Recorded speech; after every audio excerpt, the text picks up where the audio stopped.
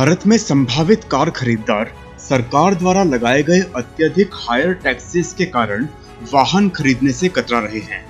वाहन श्रेणियों में भारत दुनिया में सबसे ज्यादा कर दरों को आकर्षित करता है, जिससे सामर्थ्य संबंधी समस्याएं पैदा होती हैं और भारतीय बाजार की गंभीर तस्वीर विश्व स्तर पर उजागर होती है।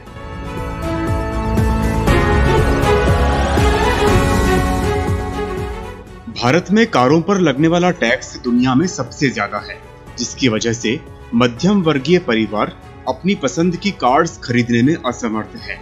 प्रमुख भारतीय कार निर्माताओं के अनुसार किसी भी अन्य देश में अपने ग्राहकों पर ऐसी उच्च कर दरें नहीं लगाई जाती हैं और इससे न केवल वाहन बिक्री में कमी आती है, बल्कि वैश्विक परिदृश्य में देश की नकारात्मक तस्वीर भी पेश होती है, जिसकी वजह से कोई भी ऑटो सेक्टर कंपनी भारत में प्रवेश करने से पहले ज्यादा विचार विमर्श करेगी। वर्तमान में 4 मीटर से कम लंबाई वाले पैसेंजर व्हीकल में 1% सेस के साथ 28% GST लगाया जाता है, जो कि पेट्रोल इंजन के साथ 4 मीटर से बड़ी SUV पर 22% है। रिपोर्ट्स के अनुसार यदि देश के सकल घरेलू उत्पाद में विनिर्माण क्षेत्र का योगदान 2025 तक 25% तक पहुंचाता है, तो कार की बिक्री तेजी से बढ़ाने की आवश्यकता है। यह ध्यान रखना महत्वपूर्ण होगा कि 2019-20 से पहले भी और वर्तमान महामारी के दौरान भी भारत में कारों पर लगने वाला टैक्स दुनिया में किसी भी अन्य कार बनाने वाले देश की तुलना में बहुत ज्यादा है। यूरोपीय संघ में कार्स पर लगने वाला वैट 19% है और इसके अलावा अन्य कोई भी टैक्स नहीं है, जबकि जापान में ये सिर्फ 10% है।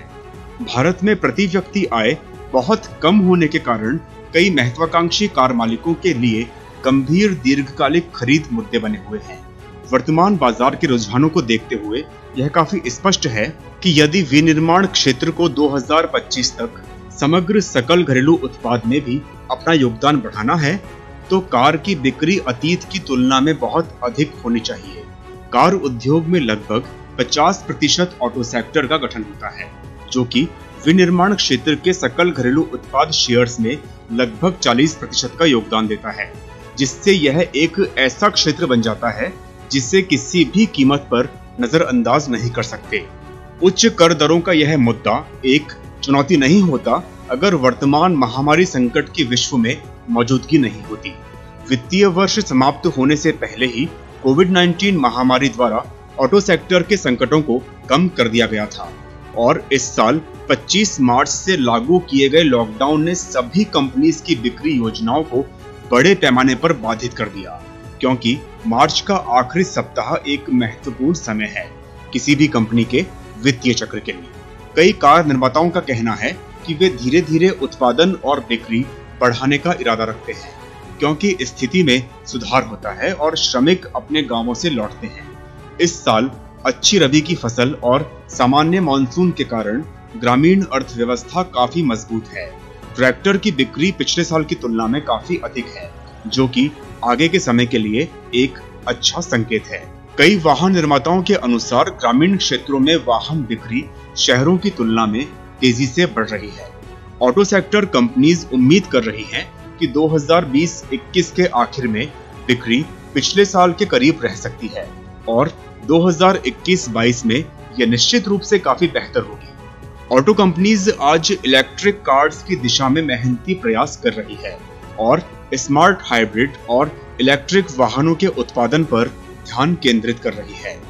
इस गतिशील समय में नीति समर्थन बहुत महत्वपूर्ण है और उद्योग व सरकार का एक संयुक्त प्रयास इस महत्वपूर्ण क्षेत्र में स्थिरता सुनिश्चित करने में एक लंबा रास्ता तय करेगा।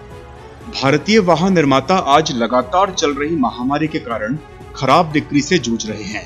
हाई टैक्स स्ट्रक्चर केवल निकट भविष्य के लिए नकारात्मक दृष्टिकोण को जोड़ रहा है। इस दोहरी चुनौतियों का सामना करने में कार निर्माताओं की सहायता करने के लिए एक टैक्स पर संशोधन न केवल बिक्री को बढ़ावा देगा, बल्कि लंबे समय से निवेशकों के बीच आत्मविश्वास भी बढ़ाएगा।